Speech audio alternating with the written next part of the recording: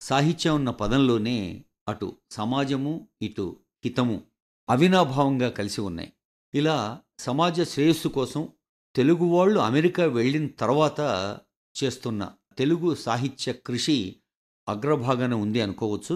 తెలుగు సాహిత్యం పట్ల ఆసక్తి ఉన్న వాళ్ళందరికీ ఒక ఆన్‌లైన్ మ్యాగజిన్ 'సృజన రంజని' అనే పత్రికకు కొన్ని సంవత్సరాలుగా ప్రధాన సంపాదకులుగా ఉంటూ, అమెరికాలోని తెలుగు సాహిత్యవేత్తలతో, సాహిత్య సంస్థలతో మమేకమై కృషి చేస్తున్న తాటిపాముల మృత్యుంజయుడు గారున్నారు ఆకాశవాణి స్టూడియోస్‌లో.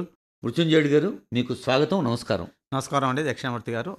అంటే అది వరకు ఎక్కడున్నారు? ఏం చేశారు? అంతకుముందు నేను ఇక్కడ హైదరాబాద్‌లో ఇంజినీరింగ్ చదివాను. కొంతకాలం ఆర్‌ఎండ్‌బీలో పనిచేశాను. ఆ తర్వాత పై చదువులకు అమెరికా వెళ్ళాను. అంతకుముందు మా ఊరు ఇనుగుర్తి, వరంగల్ జిల్లా ఇనుగుర్తి గ్రామం. ప్రస్తుతం మహబూబాబాద్ జిల్లాలో ఉంది. ఆ ఊళ్ళోనే జననం, విద్యాభ్యాసం, హై స్కూల్ వరకు. మృత్యుంజయుడు గారు, మీ సొంతూరు ఇనుగుర్తి అన్నారు. మరి ఇనుగుర్తి, గార్ల ఒక అద్భుత సాహిత్య సుక్షేత్రం కదా! ఆ విషయాలు ఒకసారి మాట్లాడుకుందామా? అవునండి. వద్దిరాజు సోదరులు మా ఊరి వారే. నేను ఆ వద్దిరాజు సోదరులో చిన్నవాడైన వద్దిరాజు రాఘవరంగారావు గారిని ప్రత్యక్షంగా చూశాను. వారు మమ్మల్ని పలకరించేవారు. ఎందుకంటే మా నాన్నగారు పురోహితుడు అక్కడ. ప్రధాన పురోహితుడు. కాబట్టి వాళ్ళిద్దరి మధ్యలో స్నేహం ఉండేది కాబట్టి, అతను నన్ను పలకరించడం, అతను అడిగిన ప్రశ్నకు నేను జవాబు చెప్పటం, అలా దారిలో వెళ్తుంటే ఆపి అడిగితే అది చాలా మహాభాగ్యంగా నేను భావిస్తున్నాను. ఎందుకంటే వాళ్ళతోని బావుందండి. మాట్లాడటం. ఆ సాహిత్య సేవకి, మీ బాల్యానికి లంకె చెబుతారా? అన్నిటికీ లంకెలు దొరుకుతాయండి.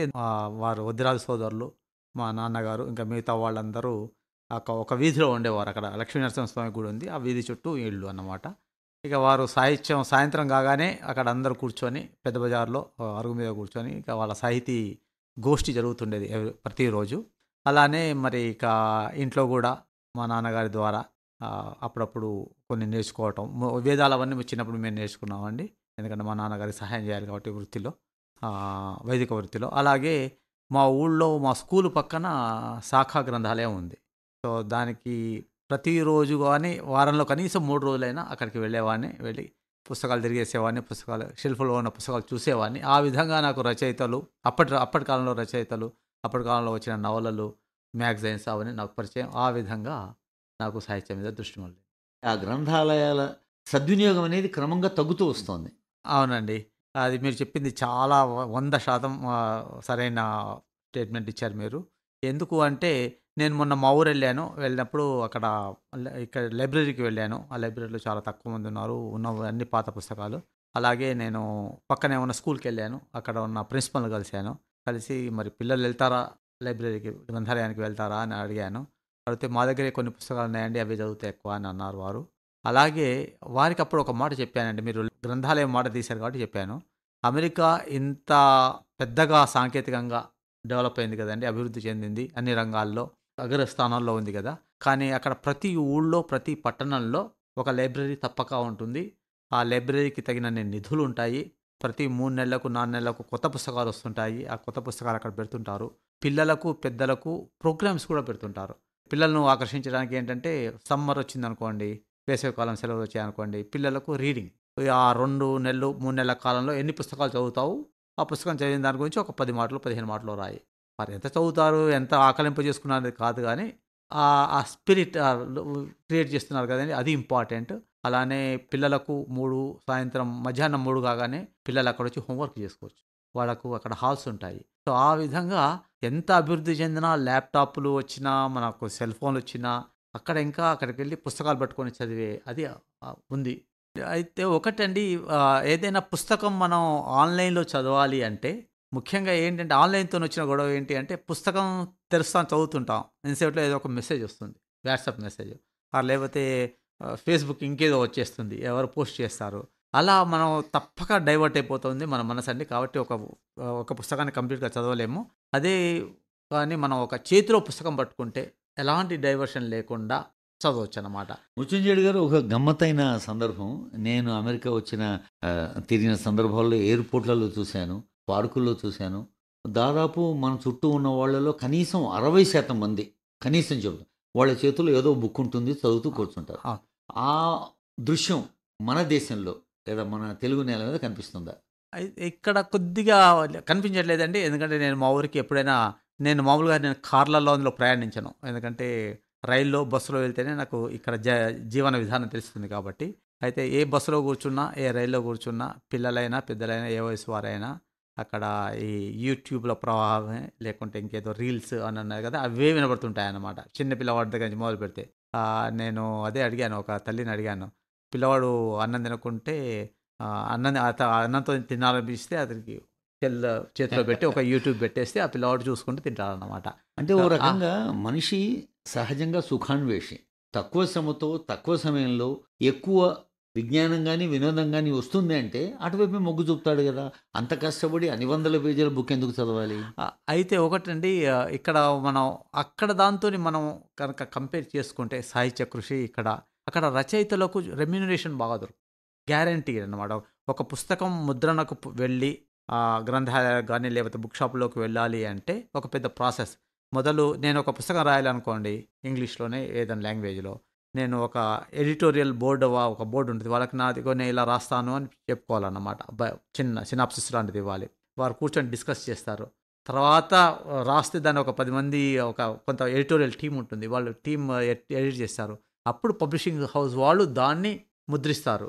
అప్పుడు ఎన్ని కాపీలు సో, ఆహ్, ఎన్ని కాపీలైతే తీసుకున్నారో దానికి గ్యారంటీగా నాకు రెమ్యూనరేషన్ అంటే వస్తుంది. ఆ ప్రాసెస్ లేదిక్కడ. అమెరికాలో సరస్వతి లక్ష్మిని సంప్రాప్తింపచేస్తుంది. తప్పక. తప్పక. కానీ ఇక్కడ లేదు. దురదృష్టం ఏంటంటే రచయితలు, కవులు, కవయిత్రులు, వ్యాసాలు, విమర్శకులు, పీహెచ్‌డీ చేసేవాళ్ళు వాళ్ళ జేబులోంచి డబ్బులు పెట్టుకొని పుస్తకాలు వేసినా అవును. తగినంత కొనేవాళ్ళు లేరు. ప్రోత్సాహం రావట్లేదు. లేదు. సరే అండి. ఇక మీ తెలుగు నేల నుంచి అమెరికాకి వెళ్ళిపోదాం. అవును. అమెరికాలో తెలుగు సాహిత్యం గురించిన మొట్టమొదటి అనుభవం ఏంటి? 5 ఏళ్ల పైగా చదువుకున్నా కాబట్టి ఎంఎస్ తర్వాత పీహెచ్‌డీలో కొంత ప్రవేశం చేసుకున్నా కాబట్టి అప్పుడు ఏం పట్టించుకోలేదు సాహిత్యం గురించి. ఒకసారి ఆ చదువులు అయిపోయి ఉద్యోగం వచ్చిన తర్వాత సెటిల్ అవుతుంటాం కదా! అప్పుడు ఏంటి ఇక్కడ సంస్థలు ఏమున్నాయి? ఎవరేం చేస్తున్నారు? అని వాళ్ళతో పరిచయం పెంచుకోవడానికి నేను ప్రయత్నించాను. అప్పుడు ఆ ప్రయత్నంలో భాగంగానే ముందు నాకు పరిచయం అయింది సిలికానాంధ్ర. అప్పుడే కూచిభట్ల ఆనంద్ గారు దాన్ని ప్రారంభించారు ఆ సంవత్సరంలోనే. అప్పుడు నాకు పరిచయం అయింది. తద్వారా అక్కడ కిరణ్ ప్రభ గారు ఉండేవారు సాహిత్య విభాగానికి. సో, వారి ప్రోత్సాహంతో నేను మళ్ళా తిరిగి పునర్జీవనం జరిగిందన్నమాట నా సాహిత్య కృషికి. సో, కాబట్టి వారు మృత్యుంజయరావు గారు మీరు రాస్తారు, తప్పక రాయాలి, నాటకాలు రాయండి, హాస్య నాటకాలు రాయండి, లేదా కథలు రాయండి, కవితలు రాయండి అని ప్రోత్సహించారు. ఆ విధంగా అయితే ఆ క్రమంలోనే అక్కడ నేనుండే కాలిఫోర్నియాలో అండి గత 20 ఏళ్ల పైగానే ఉన్నాను. 25 ఏళ్ళయింది. ఇప్పుడు అమెరికాలో 2 ఉంటాయండి. ఒకటి ఈస్ట్ అంటే న్యూజెర్సీ, న్యూయార్క్ ఏరియా. ఇటు అది తూర్పు తీరంలో ఉంటుంది. ఇటు ఉత్తర ఇందులో పశ్చిమ తీరంలో ఉండేది కాలిఫోర్నియా, బే ఏరియా, శాన్ ఫ్రాన్సిస్కో బే ఏరియా. ఈ 2 చోట్లనే మన తెలుగు వాళ్ళు చాలామంది ఉన్నారు. అక్కడ మీరు తడితే చాలామంది సాహితీవేత్తలు సహజంగా వస్తారు. తూర్పు పడమరలు ఎదురెదురు అంటారు కానీ ఆ. అక్కడ తూర్పు పడమరలు తెలుగు సాహిత్యం తెలుగు కలిపేసింది. సాహిత్యం. అవునండి. సో, బాగుందండి. కాబట్టి ఇక్కడ మీరు ఆ, ఆ, ఒక ప్రఖ్యాత సాహిత్య సాంస్కృతిక సేవా సంస్థ సిరికానాంధ్ర సంస్థను ప్రస్తుతం విశ్వవిద్యాలయంగా ఎదిగింది. అవునండి. దాన్ని గుర్చేశారు. కూచిపట్ల ఆనంద్ గారిని గుర్చేశారు. అవును. అటు సాహిత్య సాంస్కృతిక ప్రదర్శన కళల రంగంలో వారి కృషి ఉంది. ఉంది. కిరణ్ ప్రభ గారు అయితే అమూల్యమైన సేవ చేస్తున్నారు అమూల్యమైన సేవ కదా. చేస్తూనే ఉన్నారు. అవును. అయితే దానితో ప్రవేశించిన మీరు మ్మ్. మీ ప్రస్థానం ఎలా సాగింది? ఈ సృజన రంజని మీ చేతిలోకి ఎప్పుడు వచ్చింది? ఆ విషయం చెప్పండి. కిరణ్ ప్రభు గారు ఉన్నప్పుడు సిలికానాంధ్ర మొదలైన అప్పుడు వారు 2001, 2002 సంవత్సరంలో నాకు పరిచయం అయింది. అప్పుడు కిరణ్ ప్రభ గారు కూచిభట్ల ఆనంద్ గారు ప్రెసిడెంట్గా ఉన్నప్పుడు కిరణ్ ప్రభ గారు తీసుకొచ్చారనమాట. వారికి ఒక ఐడియా ఇచ్చారు. ఏమంటే మనం సాహిత్యంగా చేయాలి. ఎందుకంటే సిలికానాంధ్ర సాహితీ, సాంస్కృతిక, సంప్రదాయ స్ఫూర్తి దాని ట్యాగ్ లైన్. కాబట్టి సాహిత్యం ఉంది కాబట్టి సాహిత్యాన్ని కూడా మనం ఏదన్నా సేవ చేయాలండి అంటే, సరే మీరు మొదలుపెట్టండి అంటే, అప్పుడు వారు సుజన రంజని అనే మ్యాగజైన్ మొదలుపెట్టారు. ఇది ప్రారంభించింది కిరణ్ ప్రభు గారు సిలికానాంధ్రలో. అయితే కొన్ని కారణాల వల్ల వారు ఒక 4 ఏళ్ళు పనిచేసిన తర్వాత ప్రధాన సంపాదకులుగా తప్పుకున్నారు. తప్పుకుంటే ఎవరు దాన్ని నడిపించేవాళ్ళు అంటే, అప్పుడు మేము ఇద్దరు ముగ్గురు దొరికాము. అందులో ఇద్దరు కూడా వెళ్ళిపోయారు. ఆఖరికి నేను ఒక్కడినే మిగిలాను. మిగిలితే అదే విధంగా దాన్నే నేను పూర్తి చేస్తూ గత 17 ఏళ్ల పైగా అయిందండి సుజన నడిపిస్తూ. మీరు ఇంటరాక్ట్ అయిన సాహిత్యవేత్తలు, మీతో ఇంటరాక్ట్ అయిన సాహిత్య అభిరుచి ఉన్నవాళ్ళు ఆ విషయం చెబుతారు. మహామహులు ఉన్నారండి. అమెరికాలో ఇక పేర్లు ఎత్తుకోవాలి చాలా ఉంటాయి. కానీ నాకు గుర్తొచ్చింది నేను చెప్తాను. మిగతా మరి ఎవరైనా పేర్లు మర్చిపోతే నన్ను క్షమించాలి. మీకు కాలిఫోర్నియాలో అప్పుడు యూనివర్సిటీ ఆఫ్ కాలిఫోర్నియాలో డేవిస్‌లో పనిచేసే కంప్యూటర్ విభాగంలో పనిచేసే ప్రొఫెసర్ వేమూరి వెంకటేశ్వరరావు గారు. వారు వచ్చి 1950స్‌లో వెళ్లారనుకుంటాను. మంచి సాహితీవేత్త. ఇక అటు ప్రొఫెసర్ కూడా కంప్యూటర్ రంగంలో. వారు చాలా పుస్తకాలు వైజ్ఞానిక పుస్తకాలు రాశారన్నమాట. అచ్చమైన తెలుగులో. కొన్ని నవలలు కూడా రాశారు. తర్వాత వారు అమెరికాలో నా ప్రయాణం అని దానికేదో పేరు పెట్టారు. వారు వచ్చినప్పటి నుంచి అమెరికా ఎలా ఉంది, 2000 వరకు ఎలా ఉంది మొత్తం రాశారనమాట. సో, వారు మా పెద్ద ఒక సాహితీవేత్త. అలానే కిరణ్ ప్రభు గారు పరిచయం అయ్యారు. అలానే తర్వాత బ్రహ్మానందం గుర్తి గారు వినే ఉంటారు మీరు పేరు. వారు నన్ను బాగా ప్రోత్సహించారు కథలు రాయటానికి. ఎంజే నా పేరు షార్ట్‌గా ఎంజే అంటారు. ఎంజే నువ్వు కథలు రాయాలి అని నన్ను బాగా ప్రోత్సహించారు. కానీ ఒకటే మాట చెప్పారు ఏంటంటే, "నువ్వు ఎక్కువగా చదువు, తక్కువగా రాయి" అని అన్నారు. అది మంచి సూత్రం చెప్పింది. అలానే కిరణ్ ప్రభు గారు వెళ్ళిన తర్వాత మీకు కేవీఎస్ రామారావు గారు ఉన్నారు అక్కడ. ఇంకెవరైనా పేరు మర్చిపోతే క్షమించాలి. తర్వాత నాకు షికాగోలో ఉన్న వీరు పరిచయం అయ్యారు. మన డాక్టర్ జంపాల చౌదరి గారు. వారు మంచి సాహితీవేత్త. ప్రతిసారి తానా సభలకు వారు సాహిత్య విభాగానికి వారు అధ్యక్షులుగా ఉండేవారు. అలానే నా తరం వాళ్ళు రచయితలు చాలామంది పరిచయం అయ్యారు. ఇండియా నుంచి వచ్చేవాళ్ళు కూడా ఈ కార్యక్రమాలకు వస్తుంటారు కదండీ! ప్రతి 2 నెలలకు ఒక్కొక్క సంస్థ జరుపుకుంటుంది. సో, దానికి వచ్చే వాళ్ళ ద్వారా నాకు ఇక్కడి రచయితలు కూడా పరిచయం అయ్యారు. అలాగే తెలుగు మహాసభలు జరిగినప్పుడు మన తెలంగాణ రాష్ట్ర ప్రభుత్వం తెలంగాణ రాష్ట్రం ఏర్పాటైన తర్వాత అమెరికా నుంచి కనీసం 60 మంది వచ్చారండి.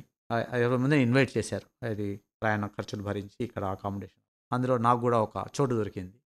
అప్పుడు వస్తే ఆ హోటల్‌లో 3 రోజులు ఉన్నాం కాబట్టి బయట వచ్చి అందరితో కలిసాం కాబట్టి ఇంకా చాలా మందితో పరిచయాలు జరిగాయి ఇక్కడ వాళ్ళతోని కూడా. అక్కడ వాళ్ళు కలవని వాళ్ళు కూడా అప్పుడు కలుసుకున్నాం. ఒకే హోటల్‌లో ఉన్నాం కాబట్టి. ఇక మీరు చెప్పదలుచుకుంటే మీకు వేలూరి వెంకటేశ్వరరావు గారని కూడా ఉన్నారు. వారు మంచి సాహితీవేత్త. He was a professor in physics. So, కాబట్టి ఇక మీరు ఇలా చెప్పుకుంటూ పోతే ఒంగూరు చిట్టెనరాజు గారు. ఇక వారు జేబులోంచి ఎంత ఖర్చు పెడుతున్నారో తెలియదు గానీ, ప్రతి 2 సంవత్సరాలకోసారి బయటికెళ్ళి ఔట్‌సైడ్ యూఎస్ వెళ్ళి చేస్తున్నారు. ఇప్పుడు ఖతర్‌లో చేయబోతున్నారు. పుస్తకాలు పుంఖానుపుంఖాలుగా తీసుకొస్తారు. వారు రాస్తారు గూడా. హాస్య బ్రహ్మ అని పేరుంది వారికి. ఇక ఇలా చెప్పుకుంటూ పోతే ఇక మీకు కనీసం 100 మంది వస్తారు పేరు. మృత్యుంజయుడు గారు సాహిత్య సృజనలో కానీ, పాఠకుల్ని రంజింపచేయడంలో గానీ, వరిష్ఠ సాహితీవేత్తలు ఉన్నారు. అంటే సీనియర్స్. అయితే ఈ యువతని అంటే ఇప్పుడు ఎంఎస్ చదవడానికి వస్తున్న వాళ్ళు, లేదా ఈ మధ్య ఎంఎస్ లాంటి ఏదో ఎడ్యుకేషన్, ఏదో విద్యార్హత సాధించి జీవితంలో సెటిల్ అవుతున్న వాళ్ళు కూడా మన తెలుగు పిల్లలు ఈ వైపు ఏమైనా చూస్తున్నారా? గమ్మత్తుగా ఉందండి. అంటే ఒక చిన్న అంటే జోక్ లాంటి హాస్యమైన అది నిజంగా జరిగింది. మామూలుగా అక్కడ ఇండియన్ గ్రోసరీ స్టోర్స్ ఉంటాయి. మేము వెచ్చాలు కొనడానికి పప్పులు, ఉప్పులు, కూరగాయలు కొనుక్కోవడానికి వెళ్తుంటాం. అక్కడికి మామూలుగా ఈ పిల్లవాళ్ళు కూడా తారసపడతారన్నమాట. అక్కడ చేస్తూ ఉంటారు. లేకపోతే అక్కడ కొనడానికి కూడా వస్తుంటారు. అయితే ఒకసారి మామూలుగా ఐల్స్ అంటాం కదా! అది దాన్నేమంటారు? పెడుతుంటారు కదా సామాన్లు అవన్నీ. కార్ట్ తోసుకుంటూ పోయి మనం తోపుడు బండిలాగా అక్కడ ఇద్దరు పిల్లలు అన్ని కూరగాయలు పెట్టున్నాయి. ఒక పిల్లవాడు ఇద్దరున్నారు. వాళ్ళు ఎంఎస్ చదువుకోవడానికి వచ్చారు. ఒకడు బీరకాయ తీసి అరే ఇదేంట్రా ఇది బీరకాయ, సొరకాయ అని ఇద్దరు మాట్లాడుకుంటున్నారు. అంటే ఇప్పుడు మన తినే కూరగాయల్లోనే బీరకాయను పట్టుకొని బీరకాయ, సొరకాయ అని ఇద్దరు డిస్కస్ చేసుకుంటుంటే ఇక మీరు సాహిత్యం గురించి ఏం మాట్లాడతారు? తెలుగు భాష గురించి ఏం మాట్లాడతారు చెప్పండి? అలానే అంటే మీరు ఆ రంగంలో మీరు గానీ, సంస్థలు గానీ, వ్యక్తులు గానీ ప్రయత్నాలు జరుగుతున్నాయా? ప్రయత్నాలంటే మామూలుగా ఇప్పుడు సుజనరంజని మ్యాగజైన్ ఉందనుకోండి. ఇది ఆన్‌లైన్ మ్యాగజైన్ వల్ల లాభం ఏంటి అంటే మనకు ఈ ప్రింటింగ్ ఖర్చులు ఉండవు ఎక్కువ. మామూలుగా మీరు వీక్లీ, మంత్లీ మ్యాగజైన్స్ చూస్తుంటే 60 పేజీలు ఉండాలి. 60 పేజీల్లో ఇన్ని కథలు ఉండాలి, ఇన్ని జోక్స్ ఉండాలి. దానికి తగ్గట్టు ఎడిట్ చేసుకోవాలి. అని ఆన్‌లైన్ మ్యాగజైన్‌లో వెసులుబాటు ఏంటి అంటే ఎన్ని పేజీలైనా ఉండొచ్చు. ఒక నెల 40 పేజీలు రావచ్చు. ఇంకో నెల 50 పేజీలు రావచ్చు. ఎంత రాస్తే అంత. అయితే ఆ విధంగా ఏమైతుంది అంటే కొత్త వాళ్ళు నేను ఎంకరేజ్ చేసేది ఏంటి అంటే కొత్త వాళ్ళు మీరు రాయండి. ఎందుకంటే మాకు పెద్ద అందులో ప్రింట్ చేయటం వల్ల మాకు వచ్చే డబ్బులు పోయేది ఏం లేదు. సుజనరంజనికి ఇక్కడి వాళ్ళు కూడా రచనలు పంపొచ్చండి? ఎలా పంపాలి? మామూలుగా ఈమెయిల్ అడ్రస్ ఉంటుంది. టైప్ చేసి పంపాలి. ఎవ్రీథింగ్ ఈజ్ ఎలక్ట్రానిక్ అండి. ఒకసారి చెబుతారా మా శ్రోతల్లో ఆసక్తి ఉన్న వాళ్ళకి? మామూలుగా sujanaranjani.silicanandhra.org వెళ్తే అక్కడ ఉంటుంది. సృజనరంజని డాట్ సిలికానాంధ్ర డాట్ ఓఆర్జీ ఓఆర్జీకి వెళ్తే అక్కడ దొరికిపోతుంది. ఈమెయిల్ అడ్రస్ ఉంటుంది. తర్వాత ఎలా పంపాలి, కొందరు స్కాన్ చేసి పంపిస్తుంటారు. పెద్దవాళ్ళు ఇంకా టైప్ చేయలేని వాళ్ళు తెలియదు కదా వాళ్ళకు. చాలా వరకు చాలామందికి తెలుసు టైప్ చేయడం. ఇవాళ మీరు చూస్తే కూడా ఇక్కడ పోటీలు పెట్టినా, కథల పోటీలు పెట్టినా, నవలల పోటీ ఏది పెట్టినా వాళ్ళు క్లియర్గా చెప్తారు. మీరు డీటీపీ చేయించి పీడిఎఫ్ అన్నా పంపించండి, లేకపోతే ఆ సాఫ్ట్ కాపీ అయినా పంపించండి. సార్ నేను గమనించినంత వరకు ఆ. పిల్లలకి 5 ఏళ్ల నుంచి 10 ఏళ్ళు లేదా గరిష్టంగా 14 ఏళ్ల వరకు తల్లిదండ్రులు వాళ్ళ ఇష్టంతోటో ఏదో ఈ మనబడి నిర్వహించే మీరు కానీ ఇతర సంస్థలు రాజు తెలుగు గారు. భాష, తెలుగు పలుకుబడి, తెలుగు అక్షరాలు, వాక్య నిర్మాణం నేర్పే ప్రయత్నం చేస్తారు. కానీ ఒక వయసు వచ్చిన తర్వాత అక్కడి విద్యార్థులతో పోటీ పడాలి, అక్కడి ఉద్యోగార్థులతో పోటీ పడాలి అని దీన్ని పక్కకు పెడుతుంటారు. మీరేమంటారు? అంతే కదండి. ఇప్పుడు నేను ఇలాంటి మాట వచ్చినప్పుడు నేను ఒకటే అంటాను. నేను ఇక్కడ చేస్తున్న ఉద్యోగం వదిలి పై చదువులోకి వెళ్ళినప్పుడు చెన్నై ఎంబసీకి వెళ్ళినప్పుడు, ఇంకా హైదరాబాద్లో ఎంబసీ లేదు. నేను ఏం చెప్పాను అడుగుతాడు మామూలుగా, నువ్వు అమెరికా ఎందుకు వెళ్ళదలుచుకున్నావు అని అడుగుతాడు. అయితే నేను మా పిల్లలను సంసారం పెట్టేసి మా పిల్లలను తెలుగు చెప్పి తెలుగు భాష బోధన చేయాలని చెప్పాను కదా. నేను ఏమంటానంటే నేను ఎంఎస్ చదువుతానండి, నేను అక్కడ చదువుకొని అక్కడ ఆ రంగంలోకి పనిచేసి కృషి చేసి అనుభవం సంపాదించి అక్కడ అమెరికా డెవలప్ చేయడానికి నేను నా శాయశక్తిలో ప్రయత్నిస్తానంటేనే వీసా ఇస్తాడు. అక్కడికి వెళ్ళిన తర్వాత ఇవన్నీ పరిచయం అయ్యాయి, ఈ సంస్థలు కానీ మనుషులు అంటే కానీ. ముందు జీవితం, తర్వాత అంతేనండి. ఇలాంటి అభిరుచులు. ఇప్పుడు వెళ్ళింది కూడా ఎందుకంటే మా పిల్లవాళ్ళు బాగుండాలి, అక్కడ జీవితానికి బాగుండాలి అని. అంతే తప్ప మా పిల్లవాడి మీద నేను తెలుగు రుద్దలేను కదా, అది తర్వాత వచ్చింది. సరే సార్, అది. మరి ఇంకా మీరేం చెప్పదలుచుకున్నారు మా తెలుగు శ్రోతలతో? ఏం లేదండి, అమెరికాలో తెలుగు సాహిత్యం ఉంటుంది, ఉండబోతుంది. తెలుగు సాహిత్యం జీవించాలి అంటే అమెరికా వాళ్ళది చాలా పెద్ద పాత్ర ఉంటుంది. మీరు ఇక్కడ ఘంటాపథంగా గర్వంగా చెప్తున్నారు. ఇక్కడ ఉన్నా ఉండకున్నా అమెరికా వాళ్ళు తప్పక దాన్ని పోషిస్తారు. అయ్యో వాక్యం బాగాలేదు సార్, ఇక్కడ ఉన్నా ఉండకున్నా అనడం అంటే తీసేయండి. నేను చెప్తున్నాను, నాకు తెలియదు కదా, అంటే ఇక్కడ పరిస్థితి ఎలా ఉందో తెలియదు కాబట్టి చెప్తున్నాను. అక్కడ మాత్రం గ్యారంటీ పోషణ మాత్రం జరుగుతూనే జరుగుతుంది, చాలా కాలంగా జరుగుతూనే ఉంది. బాగుందండి. అమెరికాలో తెలుగు సాహిత్య పోషణ గురించి చాలా సహజంగా ఓ ధారగా ముచ్చట్లు పెట్టుకున్నట్టు చెప్పారు, చాలా అంతే. ముచ్చటగా. అవును. ధన్యవాదాలు, నమస్తే. ధన్యవాదాలండి మీ సమయం ఇచ్చినందుకు.